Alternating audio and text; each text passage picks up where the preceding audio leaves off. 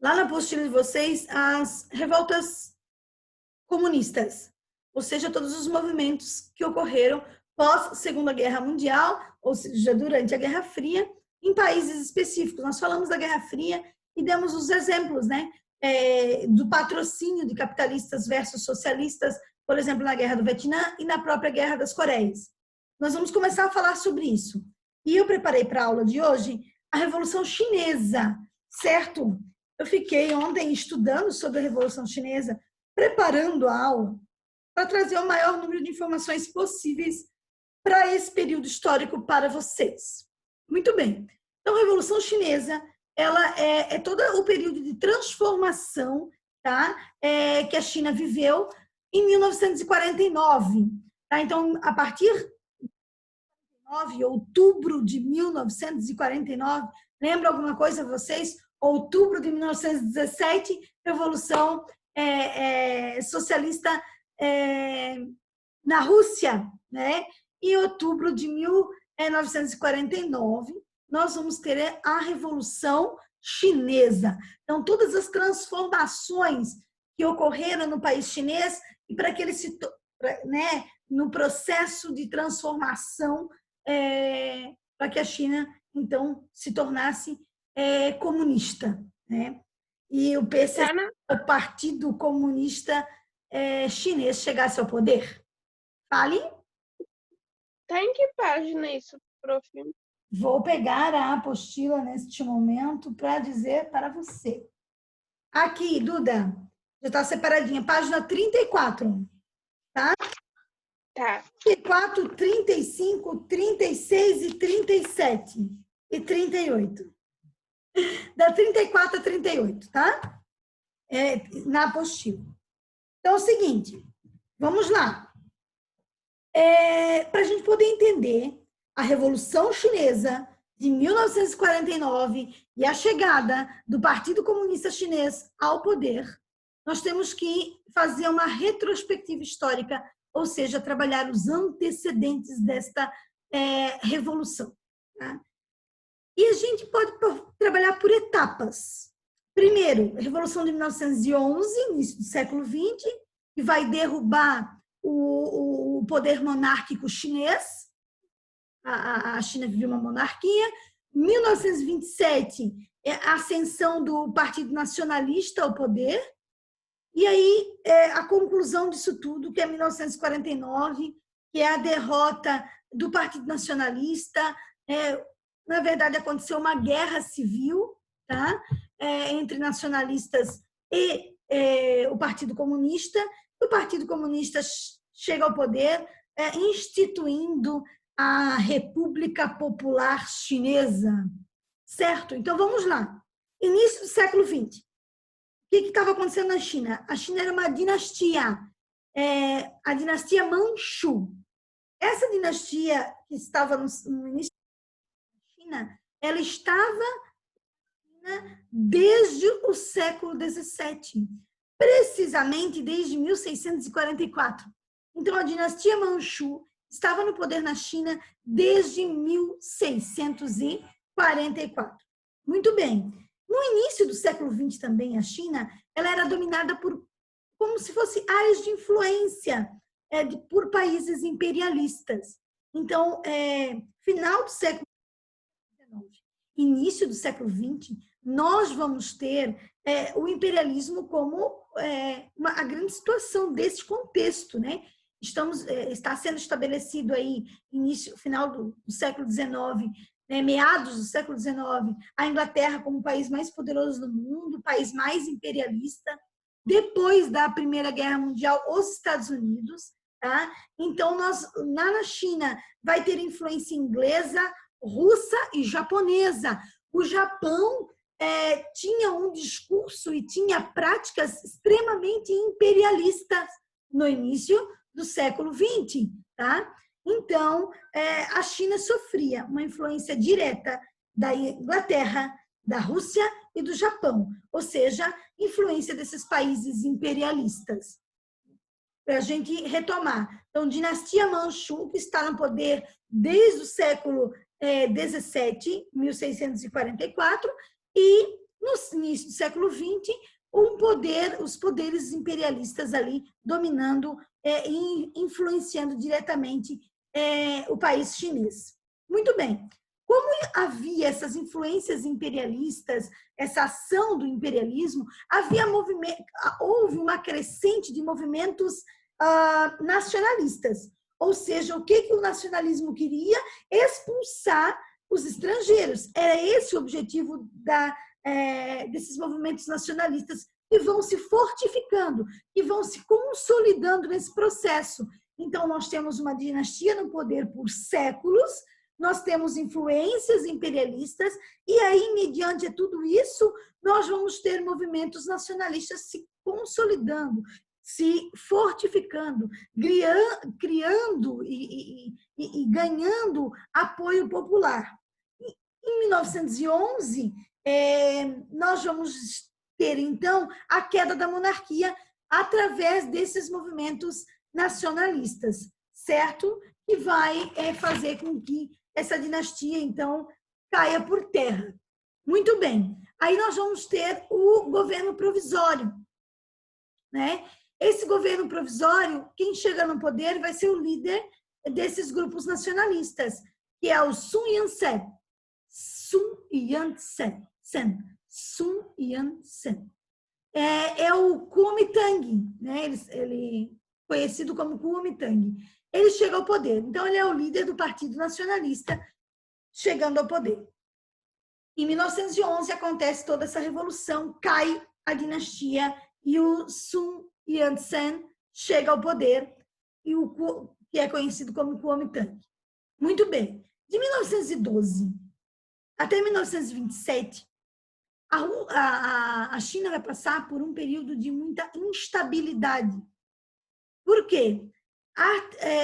O Partido Nacionalista chega ao poder, mas vai ocorrer várias tentativas de golpes militares, vai ocorrer tentativa da restauração da monarquia. A monarquia estava no poder desde 1644, ou seja, século XVII, XVIII, XIX, tá? É muito tempo no poder, então vai ter um movimento de restauração da monarquia. Vão ter movimentos separatistas acontecendo dentro do território chinês. Então, os nacionalistas, o Partido Nacionalista com Kuomintang chega ao poder, mas não é fácil se estabelecer no poder, porque várias situações estão acontecendo e a instabilidade é muito grande. Então, os militares querendo tomar o poder, então está tendo uma tentativa de golpes militares, a monarquia está tentando voltar ao poder também, movimentos separatistas acontecendo, e um domínio estrangeiro ainda está presente dentro da China. Então, nós temos dominação estrangeira, movimentos separatistas, movimentos de retorno da monarquia, movimentos militares. Olha a instabilidade deste país. É claro que com essa instabilidade vai criar mais reações nacionalistas. O nacionalismo vai se consolidando dentro da China. Em 1917, acontece a Revolução Socialista na Rússia, correto? E começa a se difundir uma ideologia que é a ideologia socialista, uma ideologia marxista. E esse pensamento de Karl Marx chega na China. Essa ideologia socialista chega na China a partir de 1917. Em 1921, então, vai ter a formação do Partido Comunista Chinês. Em 1921, ele conta com 57 membros. E um dos seus membros, ou seja, um dos articuladores e formadores do PCC, do Partido Comunista Chinês, é o Mao Tse-tung. Tá? Então, ele é um dos articuladores, é um dos estudiosos do marxismo. Vai ter algumas diferenças do pensamento marxista e do pensamento de Mao Tse-tung para o pensamento, por exemplo, stalinista. Quando o Mao Tse-tung chegou no poder, quem está no poder na União Soviética, já é a União Soviética, é o Stalin. E vai ter algumas diferenças que depois nós vamos falar sobre elas. Muito bem. O Sun Yat-sen vai morrer. Morreu. Quem vai assumir o poder no lugar dele, do Partido Nacionalista, vai ser o Chiang Kai-shek. Chiang Kai-shek, tá? Que é o novo Kuomintang. Muito bem. Ele chega ao poder, tá? No Partido Nacionalista. E eles vão lutar, o Partido Nacionalista, contra os chamados senhores da guerra. Quem são esses senhores da guerra? São autoridades militares, grupos separatistas, tá? Que estão sendo articulados dentro da China. Então, o Partido Nacionalista vai lutar contra esses senhores da guerra, vai lutar contra o imperialismo, vai lutar contra o Japão. Tá? O Japão tem ideias extremamente imperialistas de domínio do território chinês. Então, o movimento nacionalista, o Partido Nacionalista, liderado por Chiang Kai-shek, o novo Kuomintang, tá? Ele chega ao poder em 1925, tá? Com a morte do Sun Yat-sen. O novo Kuomintang, que é o Chiang Kai-shek, chega ao poder em 1925, vai lutar, então, contra os chamados senhores da guerra. Quem são os senhores da guerra? São as autoridades militares, são os movimentos separatistas, o próprio estrangeirismo, né? Então, eles vão lutar contra esses movimentos. De 1923 até 1927, há uma aliança entre o Partido Comunista Chinês e o Kuomintang. Tá? Então, eles vão se aliar. Por que eles vão se aliar? Juntos, eles vão lutar contra os senhores da guerra. Ou seja, eles têm muitas diferenças, eles vão lutar entre si. O Partido Comunista é a grande oposição ao Partido Nacionalista que está no poder, mas eles têm um inimigo maior. Os inimigos maiores são os senhores da guerra e, posteriormente, o Japão. Então, eles vão se unir contra esses inimigos maiores, apesar de suas divergências internas, apesar de lutarem um contra o outro, mas eles vão lutar contra o inimigo maior, que são os movimentos separatistas, que são os militares e que são os japoneses. Muito bem, o comunismo começa a crescer dentro da China. O Kuomintang percebe isso, certo? Ele começa a perceber, eles têm uma aliança ali, tá? Então, de 1923 a 1927, eles estão unidos contra o inimigo maior. Mas o Kuomintang percebe que o Partido Chinês só está crescendo, até por conta da ideologia e da Revolução Russa. Tem apoio da União Soviética, o crescimento do Partido Comunista? Sim, tem apoio da União Soviética. Então, o Kuomintang percebe que o Partido Comunista cresce e que ele vai ser oposição e que vai ser um perigo para os nacionalistas? Sim. E ele começa a perseguir os comunistas. Tá? Então, o comunismo cresce e o Kuomintang começa a perseguir os comunistas. E começa uma guerra civil, gente. Tá? A partir de 1927. Essa guerra civil é Partido Nacionalista, Chiang Kai-shek, contra Partido Comunista, Mao Tse-tung.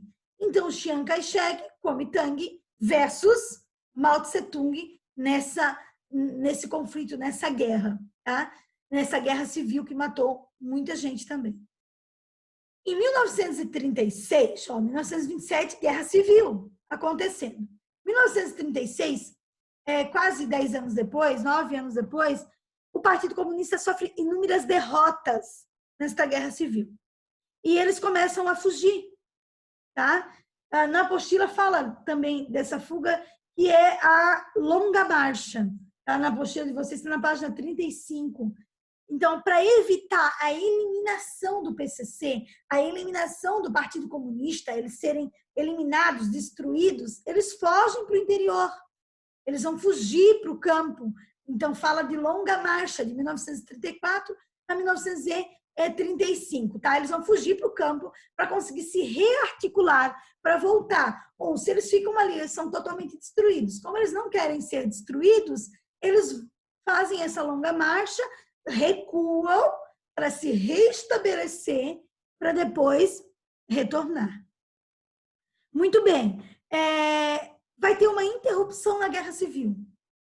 1937, começa a Segunda Guerra Mundial. O Japão, extremamente imperialista, e ele vai invadir a China, chamada Guerra Sino-Japonesa, Segunda Guerra Sino-Japonesa, certo? Então, a segunda vez que o Japão invade a China com ideias imperialistas. A partir de 1937, lembrem que Segunda Guerra Mundial, de 37 a 45, o primeiro período da guerra, quem está do lado da Alemanha está vencendo, está à frente desse conflito. O Japão está lá do lado da Alemanha. Então, 37, 38, 39, 40, até 42, a Alemanha está à frente e o Japão, consequentemente, até 41, principalmente, está à frente, aí está vencendo, está no domínio. E o que vai acontecer? O Japão, em 1931, ali, a partir de 1931, ele invade a Manchúria, domina a região da Manchúria e aumenta a sua interferência direto na China. Em 1937, então, esse imperialismo volta com muita força ao território chinês. Então, é a Segunda Guerra Sino-Japonesa acontecendo. Há uma trégua entre os socialistas e o Partido Comunista de Mao Tse-tung e o Chiang Kai-shek, porque eles vão lutar juntos contra os japoneses. Então, há novamente uma aliança, nacionalistas e comunistas contra os japoneses. Eles lutam entre si, continuam lutando entre si. Mas, juntos, vão conseguir expulsar os japoneses. Eles conseguem fazer isso juntos. Então, eles eliminam o Japão. Isso é fácil? Não. Isso acontece efetivamente no final da guerra. E o Japão já está fraco, também já perdeu o conflito, Depois vai ter o ataque lá, o Pearl Harbor, depois, em 45, as bombas de Hiroshima e Nagasaki, enfim, japoneses longe da China. 1945, final da Segunda Guerra Mundial, eles conseguem expulsar definitivamente os japoneses e aí eles vão tentar fazer um acordo. Então, em 1945, nacionalistas e comunistas tentam fazer um acordo de forma pacífica. Só que os nacionalistas, eles querem desarmar os comunistas. Então, qual é a ideia? É desarmar, é que os comunistas não têm mais nenhum tipo de armamento, enfim. É óbvio, Lógico que o Mao Tse-tung não vai aceitar esse desarmamento. Tá? E aí, a guerra civil entre nacionalistas, Chiang Kai-shek, e comunistas, Mao Tse-tung, é retomada a partir de 1946, certo? Mao Tse-tung tem algumas ideias diferentes, como eu disse para vocês, de Stalin. Por quê? A ideia... como é que eu vou explicar para vocês? A ideia de revolução socialista dentro da Rússia está pautada no proletariado, no trabalhador urbano que chega ao poder. Esse urbano chega ao poder através de seus representantes, certo? Esse é o pensamento ali da Revolução Socialista Russa. Só que na China, a maioria das pessoas são camponesas, não estão na área urbana. A maioria das pessoas não trabalha nas fábricas, não é o proletariado. Então, há um pensamento diferente, porque o pensamento da Revolução Socialista russa está pautado no proletariado, no poder. Já na China, isso não vai acontecer porque nós temos aí uma minoria que é proletariado, uma minoria que é urbano? Porque é uma maioria camponesa, tá? Ou seja, o pensamento tem que ser diferente. Então, começa um leve afastamento da União Soviética, certo? Que vai ser ampliado na morte de Stalin. Esse afastamento vai ser maior quando Stalin morrer, certo? Então, as forças comunistas, elas ganham força onde? No meio rural, no meio do campesinato. E esse campesinato se torna forte. E esse campesinato que vai expulsar os japoneses, certo? Então, a ideia comunista está muito forte no campesinato, eles vão ganhar força e essa galera vai conseguir expulsar ali os japoneses.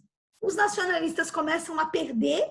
No primeiro momento, então, na longa marcha, os comunistas perdem. Agora, quem perde são os nacionalistas, porque o comunismo está ganhando cada vez mais força, principalmente como representatividade do campesinato.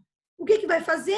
O que vai acontecer? Os nacionalistas vão fugir, tá? Eles vão fugir para Taiwan. Eles vão se articular e vão fugir para Taiwan. E, em 1º de outubro de 1949, depois de uma guerra civil de 3 anos, os comunistas chegam ao poder. O Partido Comunista Chinês, o PCC, chega ao poder.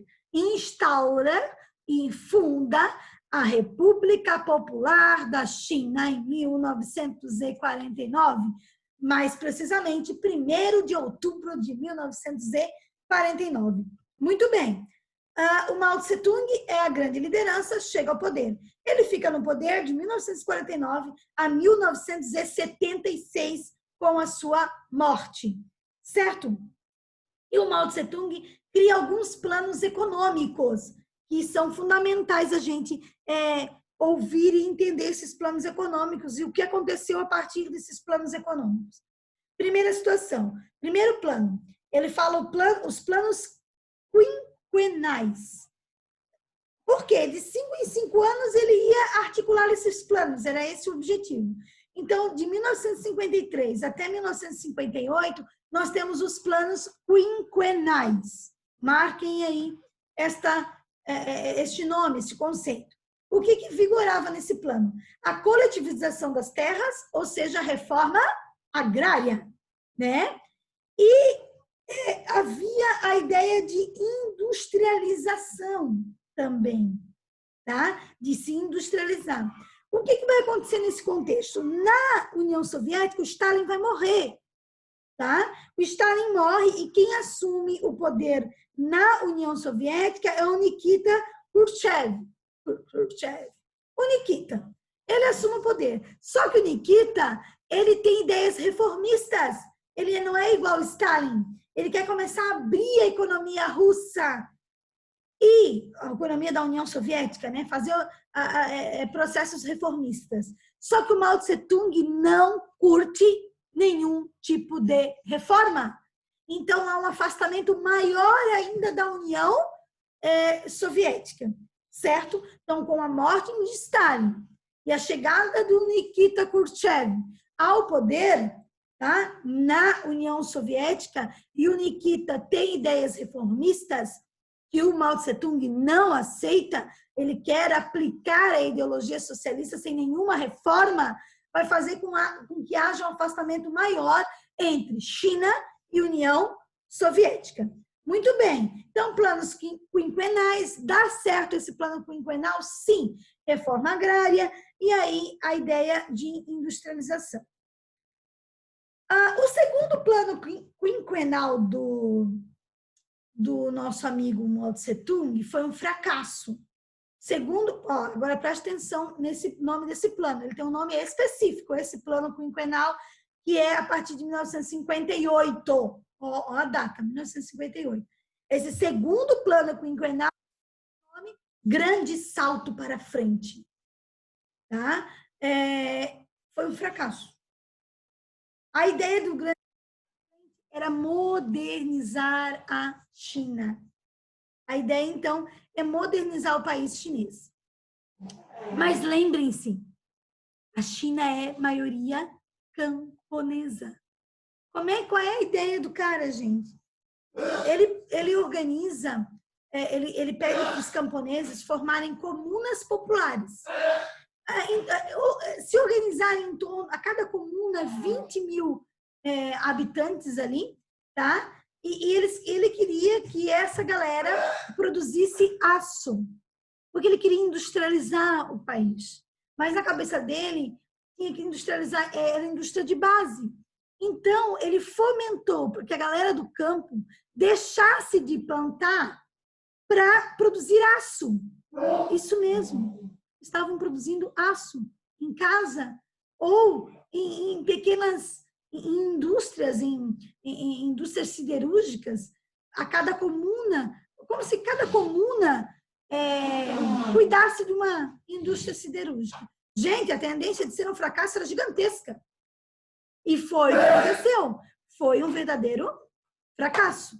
Então, esse aço produzido de forma caseiro, tá?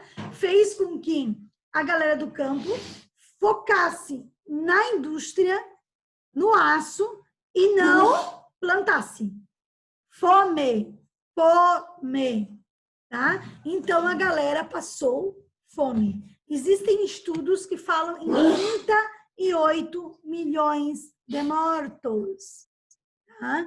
Então, o grande salto para frente foi um fracasso. 1966, então, tá? Tem uma nova etapa, a Revolução Chinesa.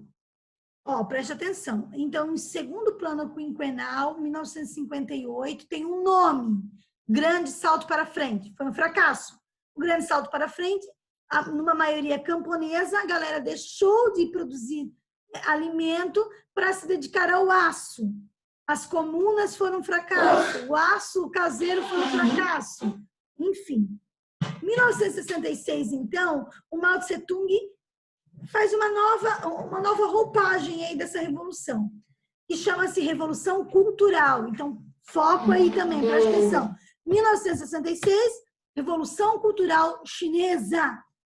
É uma campanha, gente, baseada lá nos estudantes, na infância, nos adolescentes. É uma ideia reformista, é uma ideia contra o movimento reformista, contra o mundo ocidental, contra as ideias capitalistas, tá? O Mao Tse-tung escreve um livro chamado Livro Vermelho, e esse livro ele é distribuído para todo mundo. Tá? É um livro que todo mundo começa a receber, é um livro que é obrigatório na escola, é um livro que eles começam a fazer uma propaganda gigantesca, chama-se propaganda maionista, propaganda vinculada a Mao Tse-tung. A ideia dele, a ideia de grande líder, tá? E a ideia de revolução cultural é fazer com que os jovens até enfrentassem professores, jornalistas, intelectuais, enfrentassem todo mundo defendendo a ideia de Mao Tse-tung. Tá? Então, ele entende que é importante pegar um público, que é o público mais jovem, certo? E incutir na cabeça deste público a importância dele, das ideias dele, contra qualquer ideia reformista, contra qualquer ideia ocidental, contra qualquer ideia capitalista, certo? Então, o Livro Vermelho é distribuído, há uma grande propaganda maionista, e é um projeto aí da China socialista, certo? 1976, deu para o Mao Tse-tung, morreu, a gente. E com a morte dele, a China começa, então, um processo de abertura. É o que a gente chama de socialismo de mercado, tá? Então, ela continua socialista? Sim. O que é o socialismo de mercado? O socialismo de mercado, ele incentiva a propriedade privada. No entanto, o Estado, ele é acionista dessas empresas de propriedade privada. E, em boa parte dele, é acionista majoritário. Tá? Então, incentiva a propriedade privada, mas o Estado é acionista e interfere, certo? Eu estudei e vi alguns números que falam que de 1958 a 1962, 38 milhões de pessoas morreram na China, aproximadamente, por conta do plano do grande salto para frente. E na Revolução Cultural, mais de 7 milhões de pessoas. Mais do que o Hitler mandou matar durante a Segunda Guerra Mundial. Né? Por quê? Porque na Revolução Cultural havia esse enfrentamento direto de quem era oposição. Tá? Então, 38 milhões de fome, mais 7 milhões aí durante essa Revolução Cultural. Tá? Atualmente, quem está no poder é o Xi Jinping, né? Ele conseguiu fazer com que, nesses últimos anos, aí, 850 milhões de chineses saíssem da pobreza. Tá? Tem algumas empresas privadas na China que são muito importantes, por exemplo, a Lenovo, que é a maior empresa aí de computadores do mundo, empresa de desenvolvimento de tecnologia 5G, né? Existe uma proximidade com o capitalismo, sim. A China, ela é socialista no nome, mas ela aplica na área, vamos dizer assim, econômica, um capitalismo até de forma agressiva. No entanto, tá? O governo tem um papel muito importante na economia, como eu disse para vocês, que é esse socialismo de mercado. A terra é propriedade ainda do Estado, está na mão do governo. As empresas privadas, elas se submetem a inspeções estatais, certo? A aceitar aí os comitês do Partido Comunista. Existe a liberalização da economia, a ideia de liberalização da economia, de ideia liberal. E aí houve na China um grande afastamento ou um aumento muito grande da desigualdade social, disparou. Né? Para vocês terem uma ideia, a educação pública hoje não é mais totalmente pública na China e se paga pelo ensino de primeiro ali até os primeiros 9 anos da escolaridade chinesa, ela é paga. Tá? O sistema de saúde chinês ainda é público, mas já tem aí a questão da privatização de alguns setores da saúde. O mercado imobiliário chinês disparou, então o poder de compra dos chineses diminuíram de forma gigantesca, ou seja, o valor para comprar um imóvel na China é uma coisa muito cara, então poucas pessoas têm esse acesso. Tá? Não tem liberdade de imprensa na China, existe um controle a tudo que é veiculado. Né? A liberdade maior é em Hong Kong, por conta da influência britânica, mas Hong Kong segue aí com protestos, enfim, porque, de maneira geral, não querem dar toda essa liberdade que o Hong Kong veio conquistando no decorrer do tempo, certo? O PCC, o Partido Comunista Chinês, está no poder há mais de 70 anos, não tem oposição, né? Então, nós ainda temos esse cenário atualmente na China, certo? E essa revolução aí chinesa de 1949. Galera, a primeira parte, então, dessa nossa unidade, que é a Revolução Chinesa, me propus e consegui explicar, né? É claro que nós temos ainda a Guerra das Coreias, Guerra do Vietnã e outros conflitos que a gente vai estar trabalhando na próxima aula, certo? Então, para a próxima aula, eu gostaria que vocês fizessem lá as atividades da página 34, 37 e 38. 34, 37 e 38, para que a gente possa estar corrigindo, tá? Discutindo e já entrando no outro assunto aí desta unidade. Revolução Chinesa, entenderam? Sim. Certo, gente? Relativamente tranquilo? Aham. São bastante informações, né?